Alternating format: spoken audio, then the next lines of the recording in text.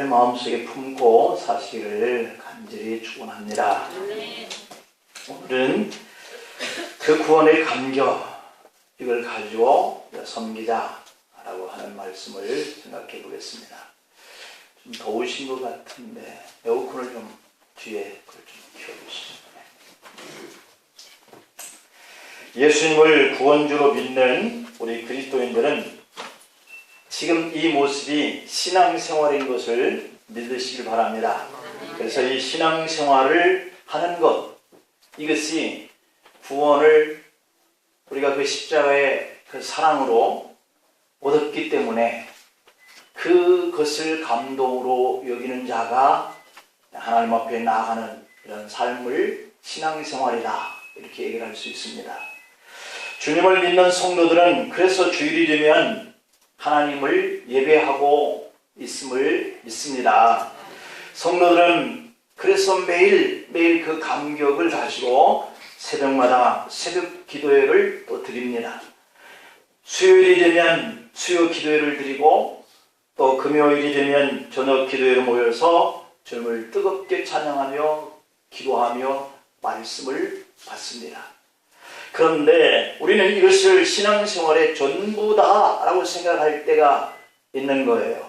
예배드리고 있으니까, 기도생활하고 있으니까, 찬양생활하고 있으니까 이것이야말로 우리 신앙생활의 모습이지 라고 우리가 스스로가 이렇게 위로를 받는 것이죠. 그런데 말입니다, 여러분, 엄밀하게 따지면 이것을 우리가 신앙생활이라고 말할 수 있지만, 그러나 더 깊고 넓은 차원 속에서 생각할 때는 이것은 신앙생활을 담는 하나의 그릇이다 라고 이렇게 말할 수가 있어요. 우리가 아까 율법으로가 아니라 그리스도께서 십자가에서 죽으시는 그 사랑으로 우리가 이렇게 구원을 받아서 그러한 믿음 생활을 하고 있다, 믿음으로 계속 강조하는 이런 찬양을 우리가 들을 수 있는 것처럼, 우리 성도들에게 이 신앙생활이라고 하는 것은 기본적인 것이죠. 예배와 찬양과 기도 생활하는 것은. 그래서 그것을 신앙인의 그리스도인들의 그릇이다, 이렇게 말할 수가 있어요. 물론 성도에게는 신앙생활을 하는 그 그릇이 중요한 것이죠. 왜냐하면 그 그릇이라고 하는 것이 있을 때에 거기에 뭔가 담을 수 있기 때문이죠. 그래서 신앙생활을 하는 우리 그리스도인들의 그 그릇이라고 하는 것은 준비된 그러한 성도의 모습이기 때문에 상당히 중요한데, 그 그릇에 빈 그릇이 되면 소리가 난다라고 하는 거예요. 그렇기 때문에 채워야 할 줄 믿습니다. 무엇으로요? 구원의 감격으로 섬김을 통해서. 여러분, 우리가 다들 짐작하듯이 그릇에 담고 있는 내용물이 있을 때 그 그릇의 가치가 높아지거든요. 우리가 신앙생활하는 그 내용은 그리스도를 닮는 거예요. 그리스도를 닮아가는 거 믿으시길 바랍니다. 그러니까 여러분들이 오늘 예배드리는 것은 내가 시간을 내서 주님 앞에 나와서 신앙인 우리 그리스도인의 모습을 하나님 앞에 보였다라고 하는 것이 족한 것이 아니라, 그 자체도 물론 중요하지만 그 그리스도를 어떻게 닮아갈까라고 하는 것을 우리가 오늘 깨닫고 돌아가서 한 주 동안의 그 삶을 통해서 내 신앙의 그릇에 담는 이런 섬김의 모습이 이어져야 한다라고 하는 사실이에요. 예수님을 닮는다라고 하는 것이 신앙인들의 본질이고 목표가 되어야 한다라고 하는 거죠. 바울은 에베소 4장 13절에서 이렇게 표현합니다. 우리가 다 하나님의 아들을 믿는 것과 아는 일에 하나가 되어 온전한 사람을 이루어 그리스도의 장성한 분량에까지 충만한 데까지 이르러야 한다, 이랬단 말이에요.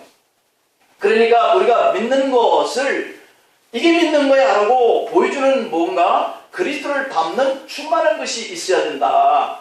그리스도가 이런 분이야 라고 하는 것을 아는 것을 충만한 데까지 이르러서 내 신앙인의 그릇 속에 담아야 사람들이 신앙인들은 과연 다르다, 저렇게 하나님을 섬겨야 하는 것인가 보다, 이런 것들이 증거되어 줄 수 있다는 것이죠.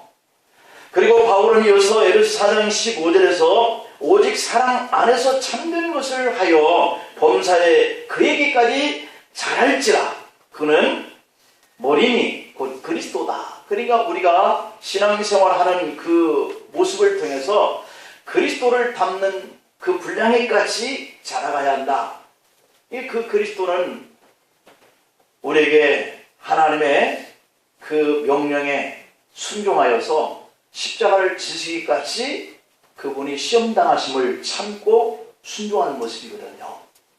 그럼 우리도 일상생활 속에서 교회 나오는 것이 정말 피곤하다, 힘들다, 짜증난다, 이런 것들이 있을 수 있는 것들을 우리가 뛰어넘을 때에 우리가 내가 시험을 이기는 것이 되는 거거든요.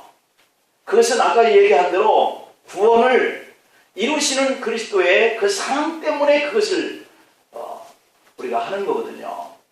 그렇기 때문에 그것은 우리에게 시험거리라 할지라도 또는 우리에게 고난과 고통을 주어지는 이런 생활이라 할지라도 우리가 그것을 인내하면서 이뤄가는 것, 이것이 바로 그리스도를 닮아가는 모습이죠.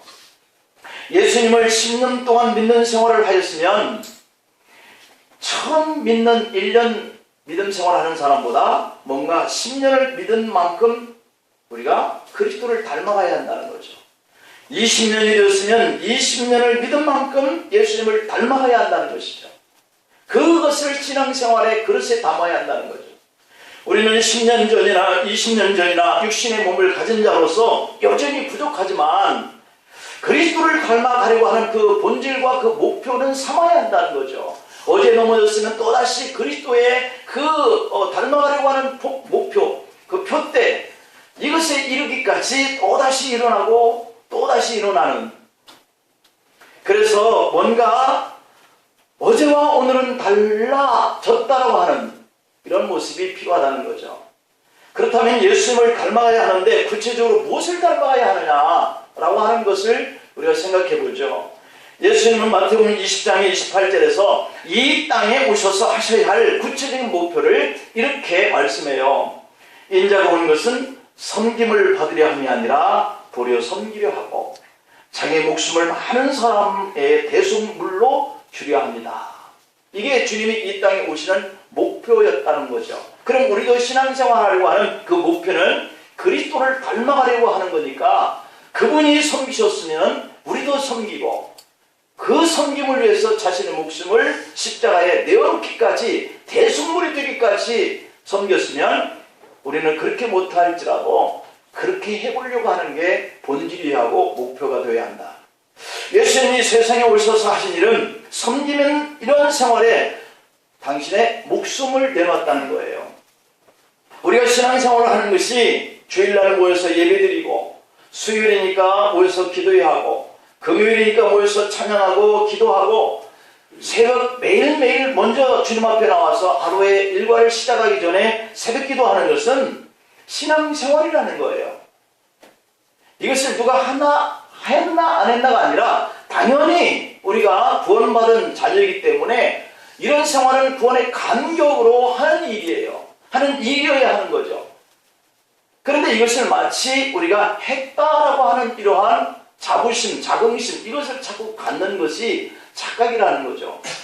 그것이 신앙인의 착오죠. 단지 그것은 우리의 그릇에 불과한 거예요. 그 그릇 속에 예수님을 어떻게 닮아가려고 섬겼는가 하는 것이 목표여야 하는데 우리는 거기까지 못 간다는 것이죠. 예수님이 이 땅에 오셨을 때 섬김의 사명을 선포했어요. 그리고 예수님은 이렇게 섬기는 것이다 라고 하는 것을 본을 보이셨어요. 예수님은 섬기는 삶을 위해서 당신의 목숨을 십자가에 내어서 인류를 구원하는 그런 제물 되었으니까 그렇게 섬기는 모습이어야 한다는 거죠. 그 모습이 바로 십자가에서 달려 죽어주시는 모습이지요. 죄를 지었으나 죄인인 내가 죽어야 하는 그 자리에 저와 여러분을 섬기기 위해서 예수님이 대신 죄인처럼 죽었다는 거죠.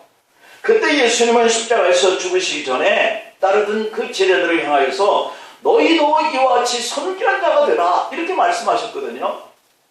그러면 그 제자들에게만 그렇게 말씀하셨을 거는 아니라고 봐요. 그 후세에 예수님을 나의 구세주라고 믿는 그 사랑을 가지고 신앙생활하는 우리도 그와 더해야 한다라고 하는 말씀이죠. 그러므로 우리도 예수님을 따르는 성도가 되었으니 그 감동을 가지고 신앙생활을 하고 있으니 그 신앙의 그릇 속에 섬기는 모습, 이것을 담아야 한다는 거예요. 그렇다면 과연 우리 그리스도인들이 어떻게 하면 잘 섬기는 모습을 만들어서 신앙의 그릇에 채워갈 수 있을까라고 하는 것이 우리가 두 번째 생각할 수 있는 교훈입니다. 예수님은 하나님을 섬기고 사람을 잘 섬기는 그 본을 오늘 본문을 통해서 우리에게 가르쳐주고 있는데요. 특별히 오늘 본문에 등장한 시몬의 장모님은 예수님을 잘 섬겼던 최초의 인물이었다라고 하는 이 점에서 눈여겨볼 필요가 있어요. 예수님은 야고보와 요한 형제와 함께 시몬과 안드레 집을 방문했다 이렇게 오늘 본문에 기록되어 있죠. 이 안드레와 시몬은 같은 형제이고요. 오늘 본문에서 치료받고 수정된 이 여인의 그 어떤 가족이다 볼 수 있죠. 이분들의 장모님이니까 그 동생이 이 시몬과 함께 형제로 한 가족을 형성하고 살았어요. 그런데 어느 날 예수님이 방문했다는 거죠. 예수님이 시몬과 안드레 집에 들어가셨을 때 이 시몬의 장모가 열병이 걸려서 드러누워 있었다. 그때 모인 사람들이 오늘 본문 30절에 보니까 예수님께 이런 말을 하는 거예요. 사람들이 곧 그 여자에 대하여 예수께 여짜온대 라고 이렇게 표현하고 있거든요. 그러니까 사람들이라고 하는 것은 복수를 가지고 썼으니까 여러 사람들이 이구동성으로 예수님의 그 맞이하는 그 현장에서 이 시몬의 장모님이 열병이 들어서 들어오고 있다 이런 이야기를 해줬다는 거예요. 한 사람이 하는 게 아니라 여러 사람이. 이것이 가지고 있는 의미가 참 크거든요. 여러 사람이라고 하는 것은 이미 그 사람들은 무엇 때문에 이 장모가 들어서 누워있다라고 하는 이 사실을 다 알고 있었다라고 하는 그런 의미를 부여하고 있거든요.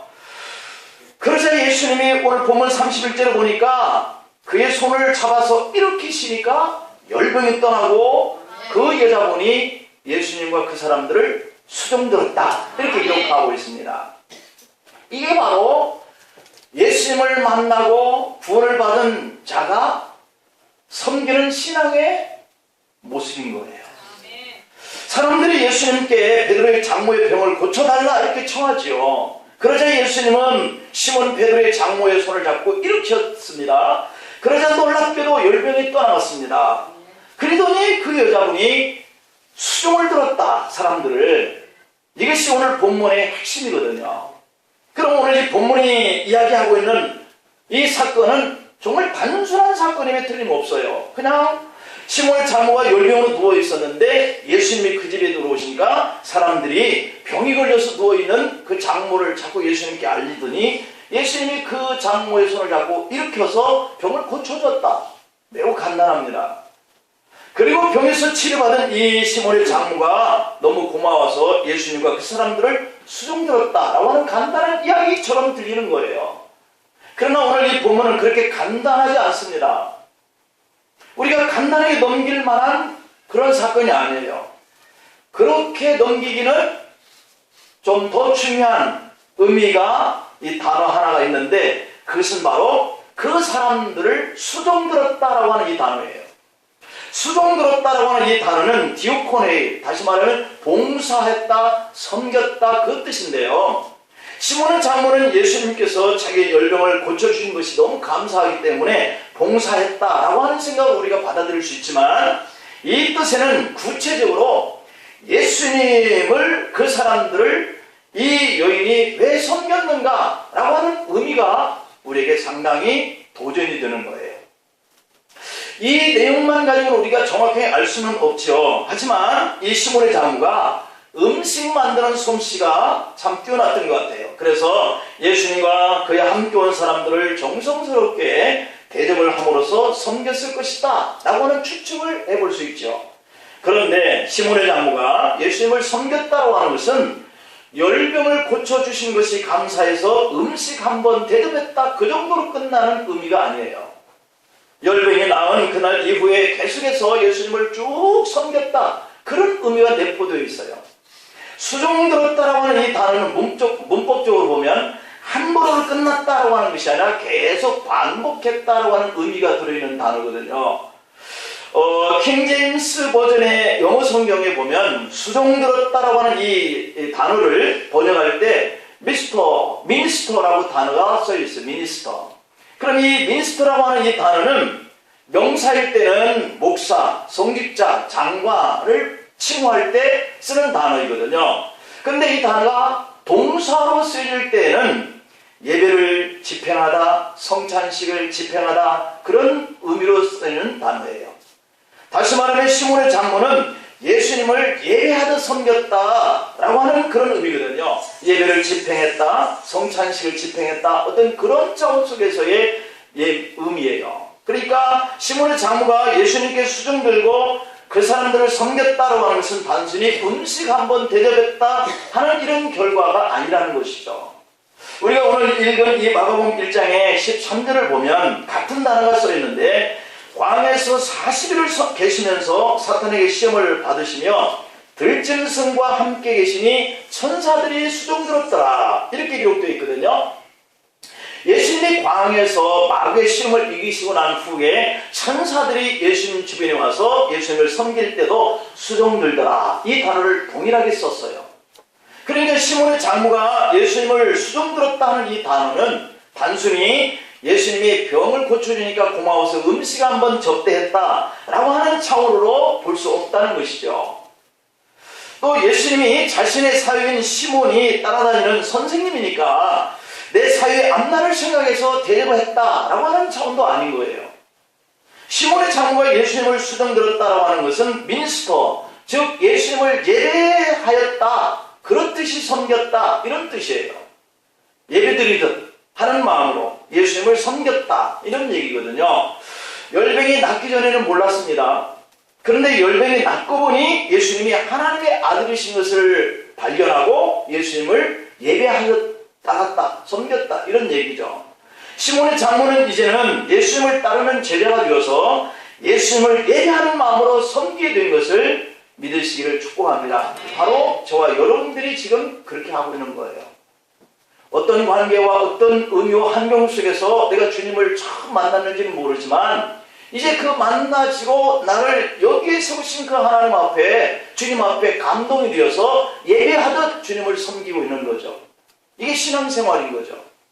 이렇게 시몬의 장모가 예수님을 섬기는 그런 성도가 되었다는 것은 정말 놀라운 변화다 이렇게 얘기할 수 있어요. 놀라운 변화다. 제가 여기 있는 것, 여러분이 여기 있는 것은 놀라운 변화입니다. 예수님을 믿는 성도가 되었다? 이것은요 예수님을 수종드는 사람이 되었다는 뜻이기 때문에 내 과거의 삶에 비교해보면 놀라운 변화인 거예요. 그런데 우리가 여기서 예수님을 믿게 되었을 때 일어나는 한 가정사의 예를 한번 우리가 추측해 볼 수 있어요. 저희 가정에서 그랬듯이 아마도 여러분의 가정에서도 이런 예는 많이 있었을 거예요. 예수님을 모르는 사람이 예수님을 처음 믿게 되면서 그 사람의 가정에서 일어나는 현상은 대개는 고난이에요. 고통이에요. 어려움이에요. 먼저 믿게 된 나를 핍박하는 가족들 때문에 내가 고난을 경험하게 되는 일을 우리는 만나요. 여러분도 예수 믿는 제1세대라고 한다면 충분히 식구들이나 부모로부터 반대의 벽에 부딪혀서 시험을 경험했을 거라는 말이죠. 이 현상을 오늘 이 가정에 우리가 대비해 볼 수 있어요. 마찬가지로 예수님을 만나기 전 이 시몬의 장모도 예수님을 혐오하거나 미워하게 된 동기가 충분히 있었을 것이다 라고 하는 추측을 해볼 수 있어요. 본문에는 그런 내용이 없지만 우리가 본문을 읽으면서 이 시몬의 장모가 예수님을 만나기 전 예수님께 대해서 어떤 생각을 가지고 있었는지 짐작할 수 있어요. 시몬의 장모는 시몬과 안드레와 두 형제의 집에서 함께 살고 있었던 것이 분명하죠. 이 집이 시몬과 안드레의 집이라는 것을 볼 때 이 시몬의 장모님이 뭔가 혼자 사는 것이 안타깝거나 혼자 살 수 있는 형편이 안 되었거나 이런 형편이 있기 때문에 시몬이 그 장모님을 모시고 오셔서 그 가정에서 함께 살고 있었구나, 이걸 우리가 짐작할 수 있어요. 장모를 모셔온 배경에는 아마도 남편을 잃고 의지할 데가 없었거나 혼자 되어서 생활의 능력이 없어졌을 때 그런 가능성이 있죠. 그러므로 시몬의 장모는 이제부터는 시몬을 의지하면서 살아가는 여인이죠. 그런데 어느 날부터 시몬 사위가 보이지 않기 시작합니다. 사위 시몬만 보이지 않는 것이 아니라 그 동생 안드레도 보이지 않는 거예요. 시몬의 장모가 사람들에게 이렇게 저렇게 알아보니까 시몬과 안드레가 두 형제가 고기 잡는 배를 다 그물을 버려두고 예수님을 따라가고 가정에 돌아오지 않는 거예요. 시몬의 장모의 눈에는 시몬과 안드레가 분명히 예수라고 하는 사람에게 미쳤거나 홀렸거나 이렇게 생각하게 된 거죠. 시몬과 안드레 두 형제는 고기를 잡는 생업을 통해서 이 가족들을 먹여서 살리는 이러한 가장이었던 거예요. 그런데 어느 날부터 예수라는 사람에게 홀려서 따라갔다라고 하는 이 소식을 듣고 난 다음부터는 도저히 이 시몬과 안드레가 그 가정에 돌아오지 않게 되고 그 가정에는 여인들만 있어서 생계하기가 곤란한 지경까지 이르르지 않았을까 하는 생각 때문에 우리가 해볼 수 있죠. 그래서 시몬의 장모의 입장에서 보면 정말 이 두 남자가 예수라는 사람에게 홀려서 가정을 비우고 떠나가 버렸으니 한심한 일이다는 생각을 가질 거 아니에요. 상대적으로 두 형제를 꼬드겨 가는 것이다, 그가 예수다 라고 하는 생각 때문에 예수에 대해서 미운 마음이 생기게 되었다라고 하는 것을 추정해 볼 수 있습니다. 시몬의 장모의 눈에는 예수님은 사유를 꼬여낸 자, 자기 집안을 망쳐놓은 자, 자신과 딸의 인생을 망쳐놓고 힘들게 한 자라고 취급받을 수 있는 거예요. 그때부터 예수님을 만나기만 하면 한번 따라볼 생각을 가졌던 여인이죠. 한 성경학자가 이러한 시몬의 장모가 열병이 든 것은 아마도 두 형제를 꼬드겨 간 것으로 여겨 예수님을 미워하는 화병이었을 것이다, 이렇게 추정하면서 주석을 달기도 했어요. 그러던 중 시몬의 장모는 열병이 심해졌고 몇 날 며칠씩 아파서 드러누워 지내게 되었고, 동네 사람들은 그 이유가 두 남자가 이 여인들만 버려두고 갔기 때문에 일어났던 병이다, 이런 생각을 가질 수 있는 거죠. 그래서 예수님이 시몬의 집에 들어오자마자 사람들은 이구동성으로 장모가 뭐 때문에 병이 걸렸었다, 아마 그런 이야기들이 자세하게는 기록되어 있지 않지만 붙들자마자 장모가 병들었다, 이 이야기를 하기는 거예요. 예수님은 시몬의 장모의 손을 그때 잡아 일으킵니다. 그 순간 시몬의 장모의 열병이 한 번에 다 나와버렸어요. 예수님은 시몬의 장모의 손을 잡으실 때 손을 잡은 것이다 라기보다는 바로 예수님이 이것저것 때문에 미움을 받게 된 어떤 정황, 이런 것들을 짐작할 수 있었겠죠. 그래서 이 여인의 그 가슴에 응어진 두 형제를 잃어버린, 아파하는, 그래서 병까지 들게 된 이 장모의 마음을 잡아주신 것이다 라고 보는 거죠. 주님은 장모의 상한 마음을 만져주신 거예요. 예수님은 장모의 열병뿐만 아니라 그의 마음의 병을 고쳐주신 거예요. 그러므로 시몬의 장모가 예수님과 그의 제자들에게 수종들었다라고 하는 것은 놀라운 변화다라고 하는 거예요. 마음의 미운 마음 때문에 병까지 들어 누워있던 이 여인이 그렇게 미워했던 이 예수를 수종들었다라고 하는 이 변화라고 하는 것은 저와 여러분들이 믿지 않던 가정에서 믿고 핍박받고 고난 가운데 속에서도 여전히 이 신앙의 생활을 하고 있다, 예수님께 그 감동을 드리면서 섬기고 있다, 놀라운 변화인 거예요. 예수님을 미워하던 마음이 변화해서 예수님을 기뻐하는 마음으로 예배드렸다고 하는 것은 나를 핍박하던 부모 형제가 교회 나와 예배드렸다고 하는 이런 변화와 같은 의미인 거예요. 믿지 않던 부모님, 나를 미워하고 핍박하던 이 장인 장모께서 나를 인정하고 미워하던 예수님을 믿기로 결심한다 라고 한다면 얼마나 신기하고 오묘한 변화인 거예요. 그러므로 오늘 본문의 의미는 예수님을 몰랐던 사람이 예수님을 미워하고 나를 미워하던 가족이 변화를 받고 예수님을 믿게 되고, 나를 오해하고 받아주지 않던 그 가족이 예수님을 예배하는 사람으로 변화된 일만큼 기쁜 일이 어디 있겠어요. 우리 가족을 변화시키고 나를 미워하고 핍박하던 가족이 예수님께 수종들게 하려면 우리가 그들에게 예수님의 믿는 그 섬김의 본을 잘 보여야 한다라고 하는 겁니다. 그것이 바로 우리의 섬김의 모습이 아닐까요? 우리가 어떻게 하면 교회를 잘 섬기고 어떻게 하면 예수님을 잘 섬길 수 있을까? 우리가 어떻게 하면 성도들을 서로 잘 섬길 수 있을까요? 그것은 내가 예수님을 먼저 만나서 수종될 수 있을 때에 가능하다. 다시 말하면 예수님이 나를 만나주셔서 이 죄된 몸과 마음의 병을 치료하셨다고 하는 이 의롭게 된 이 사랑, 복음으로 의와 사랑으로 우리가 변화된 이런 경험, 이것이 있어야 할 줄 믿습니다. 시몬의 장모처럼 예수께서 자신의 병을 치료하시고 자신을 구원하셨다. 이 구원의 감동이 있어야 돼요. 예수님이 찾아오셔서 나를 만나주시는 그런 체험이 되시기를 축복합니다. 이 시몬의 장모의 경우도 열병을 통해서 예수님을 만나잖아요. 시몬의 장모의 열병은 죽을 수도 있는 무서운 병이었어요. 당시 유대인들의 뼛속에 불이라고 할 만큼 무서운 병이 열병이었거든요. 고열과 탈수 현상을 동반해서 말라리아를 일으키는 이런 열병. 말라리아는 고대 팔레스타인에서 자주 발생했던 풍토병과 일종의 비슷한 병인데 사망률이 굉장히 높은 병이라는 거예요. 오늘 본문 30절에 보면 누워있는지라 라고 하는 이 동사는 문법적으로 매우 오랫동안 지속적으로 아팠다, 그런 뜻을 지니고 있는 단어거든요. 다시 말하면 죽음을 눈앞에 두고 오늘 내일 하는 이 시몬의 장모가 예수님을 만나서 그 열병을 치료받았다고 하는 것은 시몬의 장모에게 큰 구원의 감격이었어요. 이런 구원의 감격이 있으면 예수님을 잘 섬길 줄로 믿습니다. 저와 여러분이 이미 경험한 이 구원의 기쁨이 큰 감격이 되어서 예수님과 교회를 수종드는 섬김의 신앙생활을 잘할 수 있어야 할 줄로 믿습니다. 그렇다면 결론적으로 이렇게 섬길 때 중요한 것은 뭐냐? 예수께서 나를 구원해 주셨다는 그런 구원의 감격을 내가 마음에 가지는 거예요.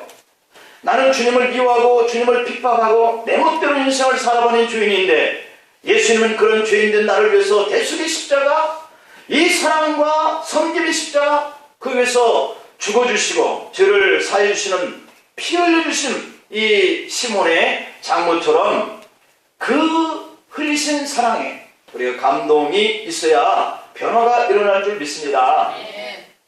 하나님의 은혜로 이 쓸데없는 자 왜 구속하여 주는지 난 알 수 없더라 하는 이런 믿음이 고백으로 주님과 교회를 위한 수종되는 삶을 살아서 신앙의 그릇 속에 여러분들이 살아가는 그 섬김의 모습이 가득 채워져서 여러분들의 가족과 여러분들의 자녀들이 이와 같은 자에게 주시는 하나님의 축복과 여러분들의 모습을 보고 더 많은 사람들이 주 앞에 나와 구원받는 이러한 섬김으로 살아가시기를 축원합니다. 기도하시겠습니다. 아버지 하나님, 우리가 주님을 더 잘 섬기는 신앙의 그릇에 채워야 할 것은 주님께 받은 그 사랑이 내게 감동이 되고 감격이 더 커질 때에 정말 놀랍게 변화가 일어나는 것을 저희들이 생각해 봅니다. 아버지 하나님, 어찌하든지 우리가 고난과 시험과 핍박 속에서 주님을 만나 신앙생활이라고 하는 것을 주님의 제단에 나와서 하고 있는 우리의 모습 하나님 기억하게 주옵소서. 주님을 만나서 이러한 신앙의 생활을 하는 우리 속에 기왕이면 주님처럼 섬김의 본을 보여서 더 많은 영혼들이 주님을 발견하고 그 병을 치료받고 문제가 해결되고 놀라운 변화가 일어나는 모습처럼 우리도 변화가 일어나기를 원하고 우리를 통해서 더 많은 영혼들이 주님을 만나는 변화되는 삶으로 축복해 주시옵소서. 예수님의 이름으로 기도하옵나이다. 아멘.